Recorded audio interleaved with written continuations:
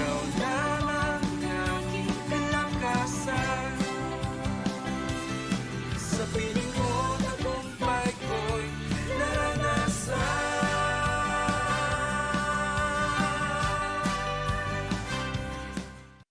Ang pagbati po ng isang pinagpalang araw po sa bawat isa.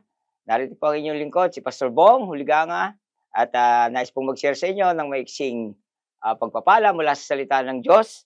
At ito po ay matatagpuan po natin sa aklat po ng Awit, chapter 90, verse 12. Manalangin po tayo sandali. Dakilang Diyos, aming Ama sa langit, at sa kapangyarihan ng banal na Espiritu, kami po ay dumudulog sa inyo, Panginoon. Humihingi ng kapahayagan sa iyong salita na aming pong pagbubulay-bulay. Pagpulain niyo po ito para sa aming mga buhay, sa pang-araw-araw.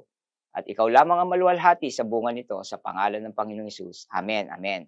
So sinasabi po sa aklat ng Salmo or Awit chapter 90 verse 12, ipaunawa niyo sa amin na ang buhay namin ay maiksi lang upang matuto kaming mamuhay ng may karunungan. Teach us to number our days that we may apply our hearts unto wisdom.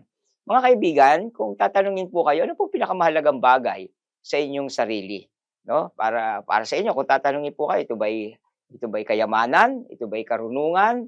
Ito ba'y mga titulo, diploma, o achievements? Mahalaga po ang lahat ng yan. Pero sa panalangin po ito ng ating pong kaibigan na si Moses, napakaganda po ng bagay nito na hiling niya sa Panginoon. Turuan mo akong bilangin ang aking araw upang sa gayon magkaroon ako ng karunungan. Hindi po pera, hindi po kung anumang mga bagay dito sa mundo ang hiningi niya. Ang hiningi niya, maging matalino siya na ang kanyang buhay ay may panahon lamang dito po sa ibabaw ng lupa. Okay, so marami pong mga bagay ang naaaksaya. Pero alam niyo po, ang pinaka nakakaaksaya sa lahat ng bagay dito po sa mundong ito ay yung pagkakaroon ng buhay na naaksaya lang o panahon na naaksaya lang habang tayo po ay narito. Dahil po ang oras po ay regalo rin po sa atin ng Panginoon at dapat po nating pahalagahan, bigyan po ito no ng kabuluhan sa bawat araw na tayo po ay kumikilos at gumagawa. Kaya nakakalungkot nga po no dahil maraming tao ang sa ngayon ay humihinga pa pero ang kanilang mga espiritu ay patay na. Dahil nga po yung oras nila walang tiyak na patutunguhan, walang destiny.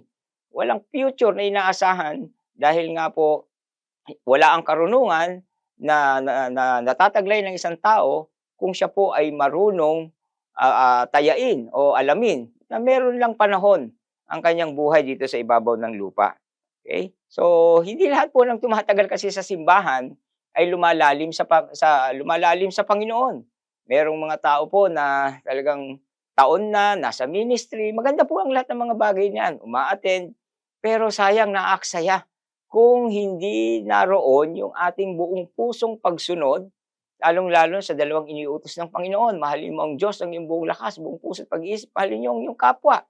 At lalong-lalo na yung Great Commission. Itong panahon na ito, napakahalaga po ang tungkulin ng bawat pananampalataya na ibahagi ang salita ng Diyos sa lahat ng tao at turuan sila.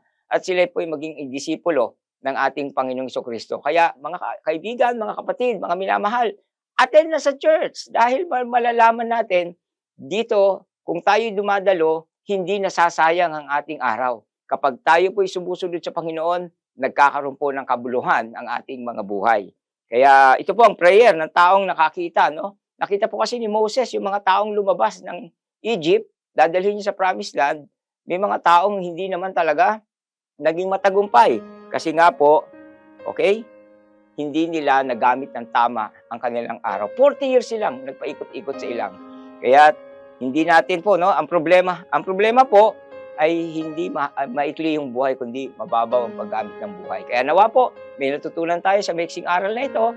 Pagpalain tayo ng Diyos sa mga darating na araw, tuloy-tuloy na pagsunod, tuloy-tuloy nagpapakumbaba sa harapan ng ating Panginoon at pagpapalain niya tayo. Salamat po. Ito po ang inyong lingkod, Pastor Bong.